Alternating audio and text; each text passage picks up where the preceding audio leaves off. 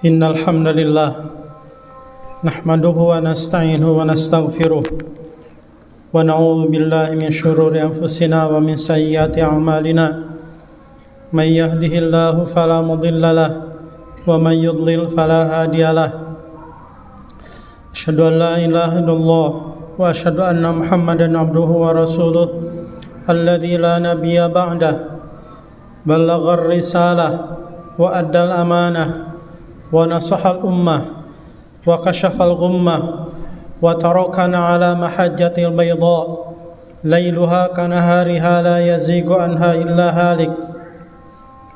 Wa qala Allah ta'ala fil Qur'anil Karim a'udzu billahi minasy syaithanir rajim ya ayyuhalladzina amanu taqullaha haqqa tuqatih wa la tamutunna illa wa antum muslimun.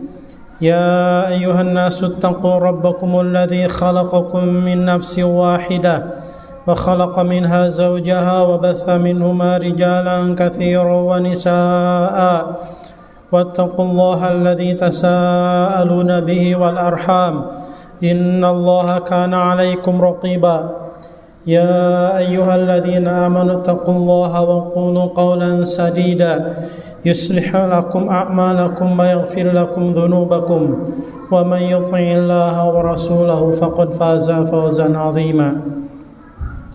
Amma ba'd.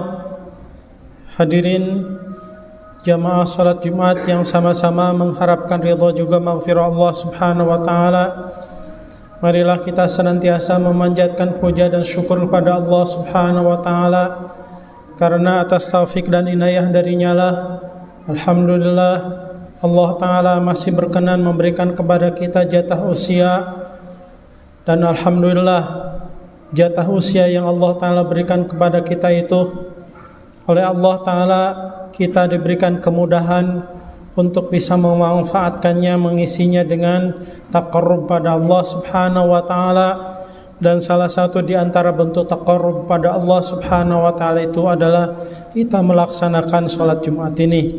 Tentunya harapan kita semua mudah-mudahan Jumat yang kita lakukan ini, yang kita laksanakan sekarang ini adalah Jumat yang akan menjadi kifarat, penghapus, pembersih dan pemupus dosa dan kesalahan kita lakukan selama sepekan kemarin. Amin ya rabbal alamin.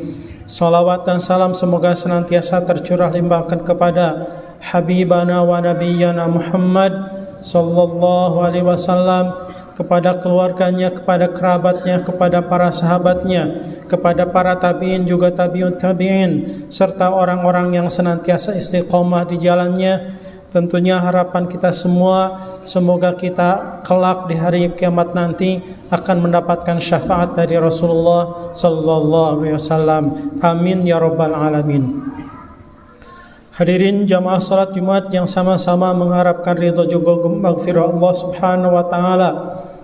Dalam sehari semalam kurang lebih 32 kali kita menyebut dua nama Allah Subhanahu wa taala yang nama itu menjadi familiar buat kita semua.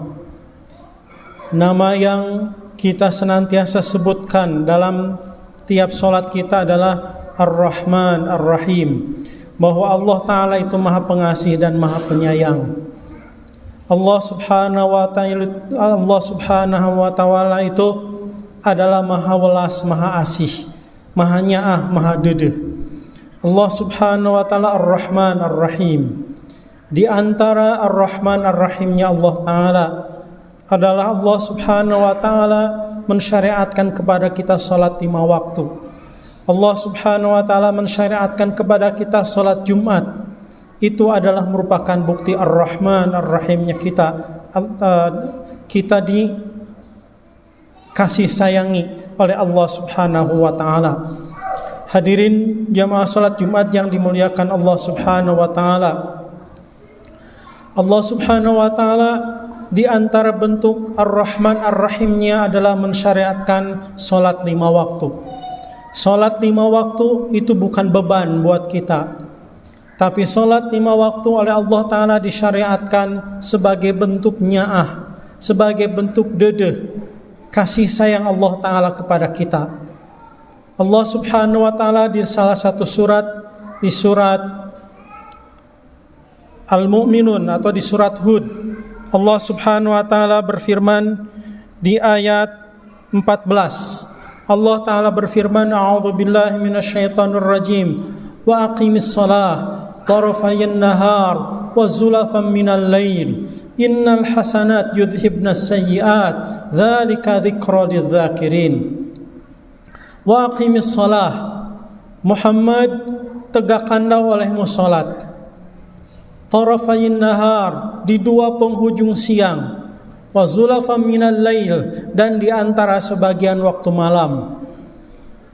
Innal hasanat, sesungguhnya sebagian dari al-hasanat, kebaikan-kebaikan itu, yudhibnas sayyiat, akan menjadi penghilang, akan menjadi pembersih, akan menjadi pensuci as-sayyiat, dari keburukan-keburukan.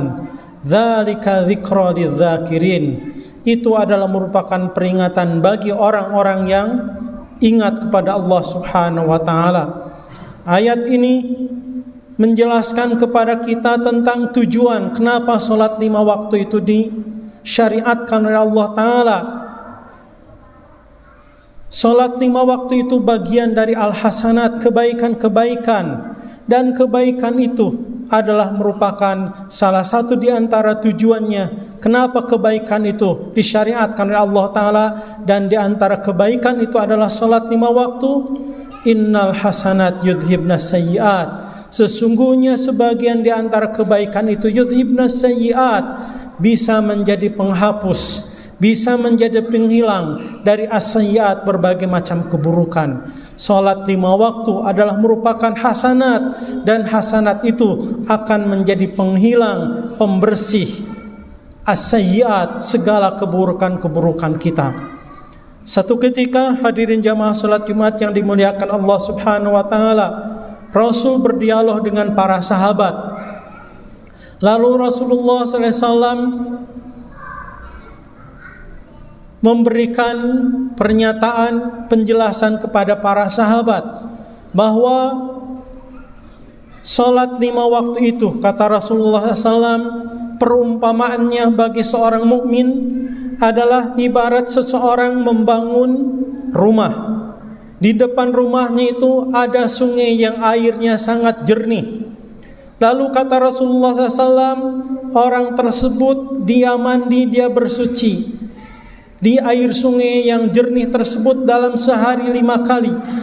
Lalu Rasulullah SAW nanya kepada para sahabat, fahal yabqa min daranihi syai', kira-kira bakal ada kotoran daki yang nempel enggak di tubuh orang tersebut?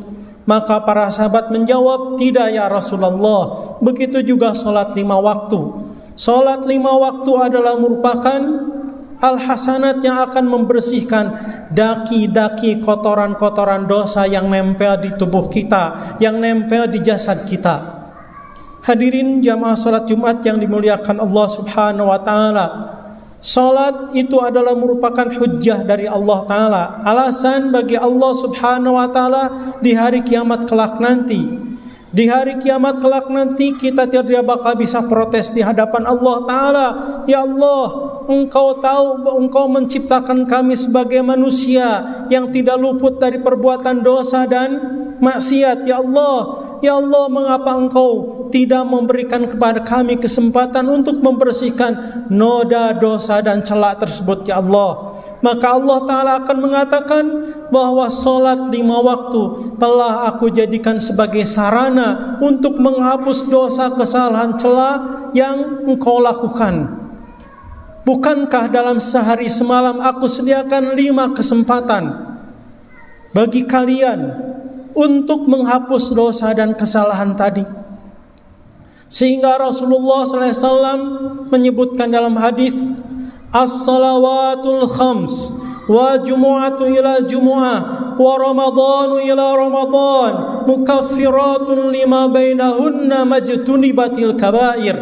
Salat 5 waktu itu satu salat dengan salat yang lainnya, satu Jumat dengan Jumat yang lainnya, satu Ramadan dengan Ramadan yang lainnya, itu mukaffirat, menjadi pembersih, menjadi penghilang, menjadi pensuci dosa di antara 2 salat 5 waktu, dosa di antara 2 salat Jumat, dosa di antara 2 Ramadan. Majtunibatil kabair. Selama di antara 2 salat 5 waktu tadi, selama di antara 2 salat Jumat tadi, selama di antara 2 Ramadan tadi, orang tersebut menjauhi dosa besar, maka salat 5 waktunya akan menjadi penghapus dosa hariannya. Salat Jumatnya akan menjadi penghapus dosa pekanannya. Ramadannya akan menjadi penghapus terhadap dosa tahunannya. Begitu juga umrah. Dalam riwayat yang lain, satu umrah dengan umrah yang lainnya akan menjadi kifarat, pembersih dari dosa yang dilakukan oleh orang tersebut. Majtunibatil kabair. Selama di antara 2 salat 5 waktu tadi, selama di antara 2 salat Jumat tadi, selama di antara 2 Ramadan tadi, selama di antara 2 umrah tersebut, orang tadi menjauhi dosa besar. Orang tersebut menjauhi dosa-dosa gede yang Allah Subhanahu wa taala juga Rasul sebutkan di dalam Al-Qur'an ataupun As-Sunnah. Hadirin jamaah salat Jumat yang dimuliakan Allah Subhanahu wa taala. Allah taala Ar-Rahman Ar-Rahim. Sehingga panggilan di mana Allah taala menyeru kita untuk salat 5 waktu, untuk salat Jumat, Allah Ta'ala membaginya dengan azan. Dalam azan tersebut ada 2 kalimat yang artinya motivasi dari Allah Ta'ala kepada kita, mengingatkan kepada kita untuk bersegera memenuhi panggilan Allah Subhanahu wa Ta'ala tersebut.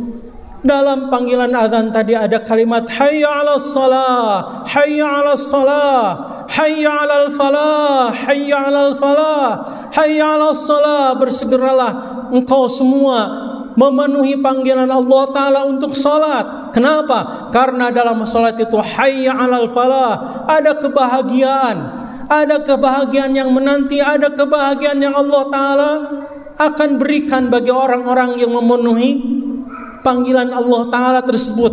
Terlebih lagi di hari Jumat, Allah Ta'ala mengatakan dalam firman-Nya, Ya a'udzu billahi minasyaitonir rajim, ya ayyuhalladzina amanu idza nudiya lis-salati min yaumil jumu'ah fas'au ila dzikrillah wa dzarul bai' dzalikum khairul lakum in kuntum ta'lamun. Wahai orang-orang yang beriman, jika kalian disuruh di hari Jumat dengan panggilan Allah Ta'ala, fas'au ila dzikrillah, bersegeralah untuk memenuhi panggilan Allah Ta'ala, untuk zikir pada Allah Ta'ala, la'allakum tuflihun.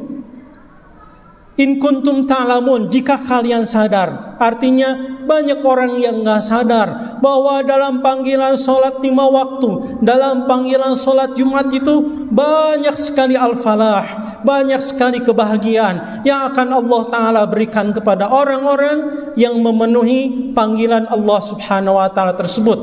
Terlebih di hari Jumat, di rangkaian 3 ayat terakhir surat Jumat, Allah Ta'ala mengatakan orang-orang yang memenuhi panggilan Allah Ta'ala di hari Jumat itu adalah la'allakum tuflihun, akan mendapatkan al-falah dari Allah Ta'ala, akan mendapatkan kebahagiaan dari Allah Ta'ala. Di akhir ayat Allah Ta'ala di surat Jumat tadi mengatakan, فَإِذَا رَأَوْا تِجَارَةً أَوْ لَهْوًا انفَضُّوا إِلَيْهَا وَتَرَكُوكَ قَائِمًا قُلْ مَا عِندَ اللَّهِ خَيْرٌ مِنَ اللَّهْوِ وَمِنَ التِّجَارَةِ وَاللَّهُ خَيْرُ الرَّازِقِينَ.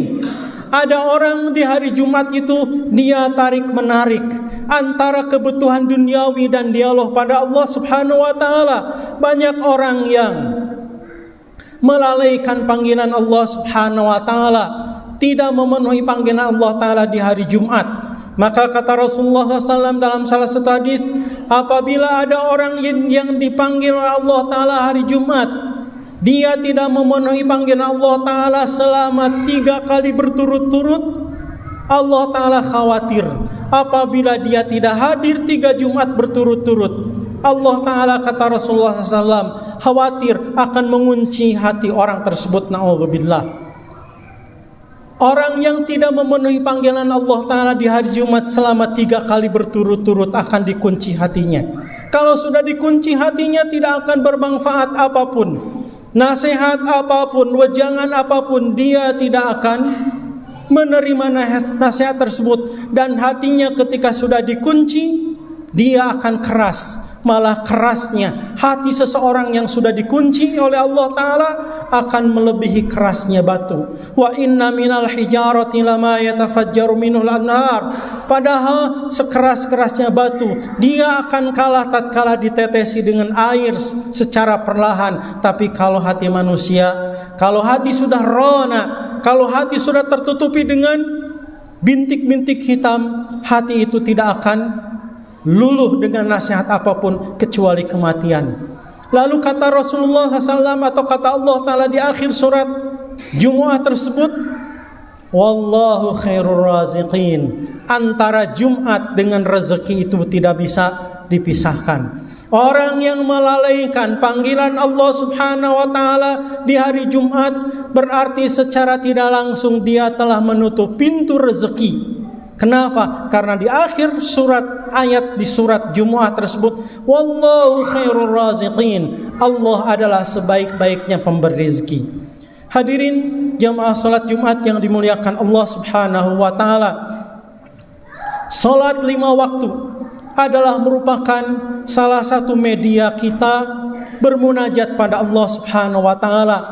Tatkala kita beres salat subuh, disadari atau tidak kita telah melakukan dosa. Maka ketika kita melakukan dosa, dipanggillah dengan seruan salat zuhur, hayya 'alas shalah, hayya 'alal falah. Bersegeralah melakukan salat, bersegeralah melakukan salat, karena dalam salat ada kebaikan, ada kebahagiaan. Beres sholat zuhur kita melakukan dosa dan kesalahan lagi, Allah Ta'ala membuka lagi pintu taubat, pintu berdialog, pintu munajat pada Allah Subhanahu wa Ta'ala dengan waktu sholat asar, hayya 'alas shalah, hayya 'alal falah. Setelah itu kita dialog, kita memohon ampun pada Allah Ta'ala. Beres sholat asar kita melakukan dosa lagi, diserulah dengan sholat maghrib, hayya 'alas shalah, hayya 'alal falah. Beres sholat maghrib, antara maghrib dengan isya kita melakukan dosa lagi, maka diseru dengan sholat isya, hayya 'alas shalah, hayya 'alal falah. Beres sholat isya, dalam rentang waktu yang sangat panjang, ketika di kegelapan malam kita pun rentan melakukan dosa dan kesalahan, maka ada panggilan spesial. Ketika datang waktu fajar, waktu azan subuh, ada tambahan as-salatu khairum minan naum. Salat itu jauh lebih bagus daripada Anda terlelap dengan tidurmu. Kenapa? Karena dengan salat subuh Anda akan diampuni dosa. Jangankan yang wajibnya, yang sunnahnya saja, kata Rasulullah SAW, barang siapa yang salat qabliyah fajar 2 rakaat, berarti orang tersebut telah memiliki dunia dengan segala isinya dengan 2 rakaat tersebut. Dalam riwayat yang lain, orang yang sholat subuh berjamaah fahuwa fi zimmatillah. Orang yang sholat subuh berjamaah, dia ada dalam jaminan Allah Subhanahu wa Ta'ala. Dalam sholat subuh juga, dalam salah satu hadis Rasulullah SAW menyebutkan, ma min yaumin yusbihu fihi al-ibad illa wa malakani yanzilan fayaqulu ahaduhuma Allahumma a'ti munfiqan khalafa wa yaqulu al-akhar Allahumma a'ti mumsikan talafa. Atau kama qala sallallahu alaihi wasallam, ma min yaumin yusbihu fihi al-ibad. Tidak ada satu pagi di mana seorang hamba itu hidup illa wa malakani yanzilan, kecuali ada 2 malaikat yang turun. Malaikat yang pertama mengatakan, Allahumma a'ti munfiqan khalafa. Ya Allah, berilah orang yang berinfak hari ini khalafa, berilah gantinya ya Allah. Termasuk di antara infak itu adalah menginfakkan waktunya melawan rasa ngantuknya sholat berjamaah. maka orang yang sholat berjamaah subuh itu di samping ada dalam jaminan Allah Subhanahu wa taala, dia telah didoakan oleh malaikat Allah taala, Allahumma a'ti mumsikan khalafa. Ya Allah, berilah orang yang mau berinfak menyisihkan harta kekayaan juga waktunya, ya Allah berilah dia ganti. Maka merugilah orang yang tidak sholat berjamaah. Kenapa? Karena malaikat yang satu akan mengatakan Allah wa yaqulul akhar Allahumma a'ti mumsikan talafa. Ya Allah, berilah orang yang mumsikan, yang pelit, yang kikir, yang tidak mau menginfakkan waktunya, kekayaannya, talafa. Ya Allah, berilah ketidakberkahan. Na'udzubillah. Maka beruntunglah orang-orang yang dengan gampang oleh Allah Ta'ala kakinya dimudahkan untuk melangkah sholat berjamaah, terutama di sholat subuh. Dia berada dalam jaminan Allah Ta'ala, dia didoakan oleh malaikat Allah Subhanahu wa Ta'ala, dan dia juga didoakan oleh malaikat yang lain ketika Rasulullah SAW kepada Allah Subhanahu wa Ta'ala dengan kalimat Allahumma barik ummati fi bukuriha, atau kama qala sallallahu alaihi wasallam, ya Allah berkahilah umatku di waktu pagi yang pertama ya Allah. Maka sholat 5 waktu itu menjadi kebahagiaan. Sholat 5 waktu menjadi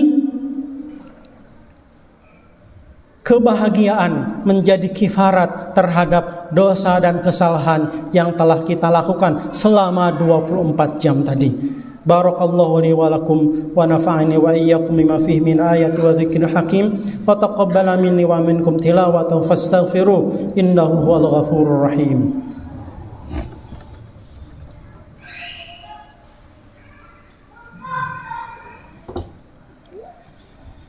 Alhamdulillahi wa kafa, wassalatu wassalamu ala nabiyil mustafa wa ala alihi wa sahbihi ahlus sidqi wal wafa. Asyhadu an la ilaha illallah wa asyhadu anna Muhammadan abduhu wa rasuluh alladzi la nabiyya ba'dah. Amma ba'd. Hadirin jamaah salat Jumat yang sama-sama mengharapkan ridho juga maghfirah Allah Subhanahu wa taala.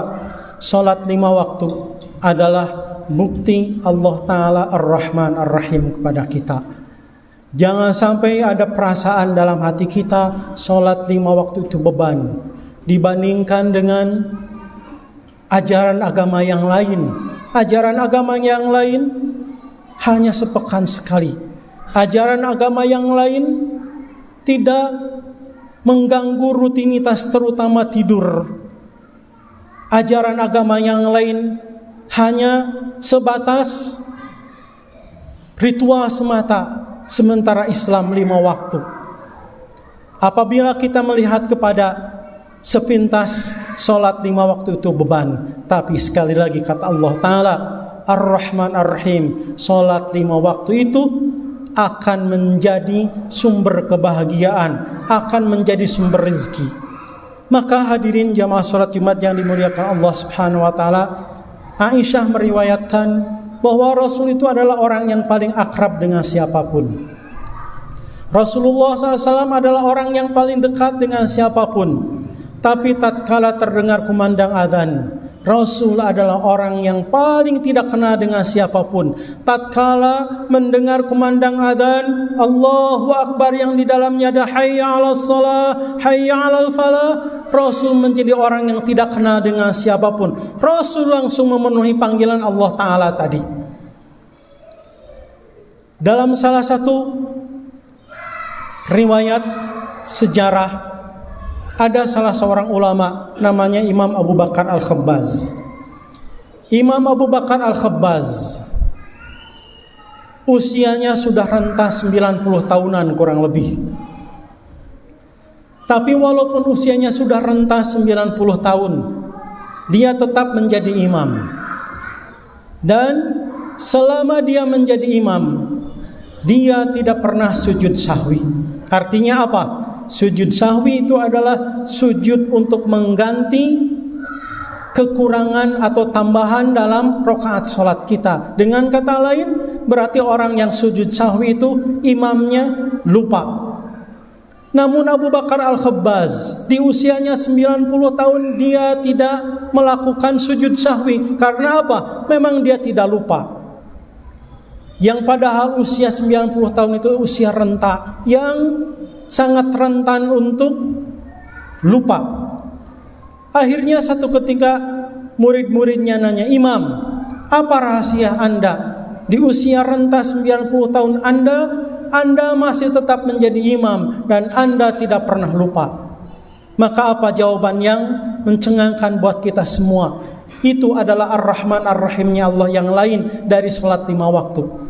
Imam Abu Bakar Al-Khabbaz mengatakan, selama 50 tahun aku tidak pernah ketinggalan takbiratul ihram di rakaat yang pertama. Subhanallah.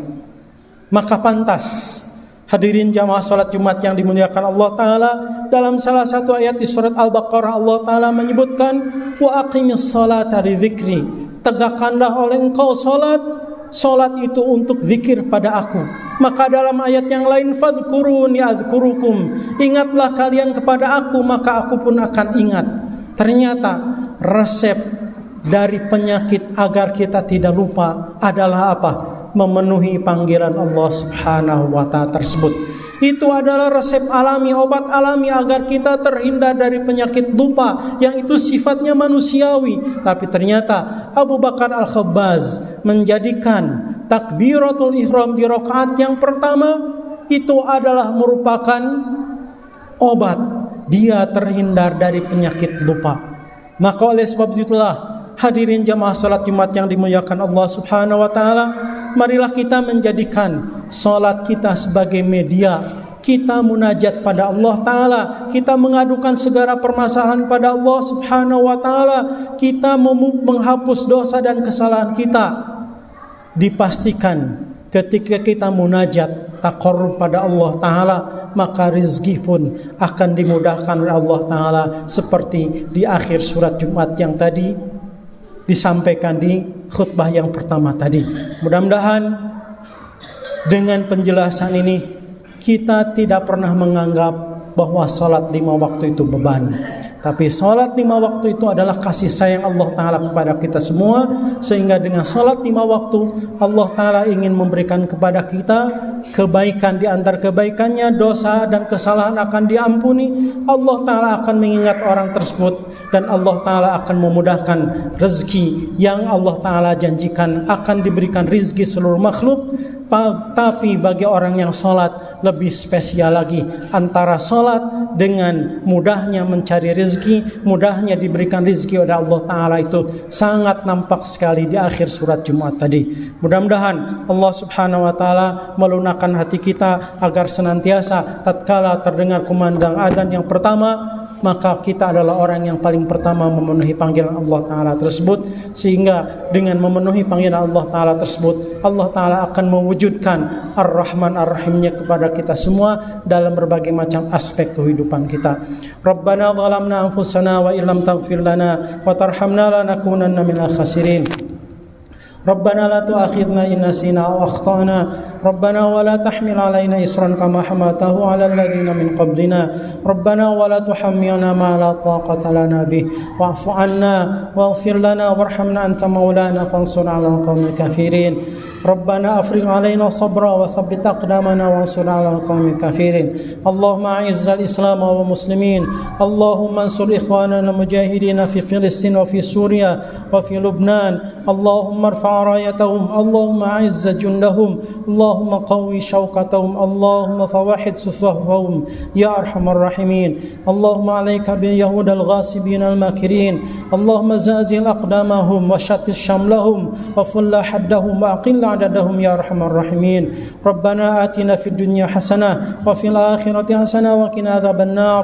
سبحان ربك رب العزة عما يصفون وسلام على المرسلين وصلى اللهم على محمد وعلى آله وصحبه وسلم وأقم الصلاة.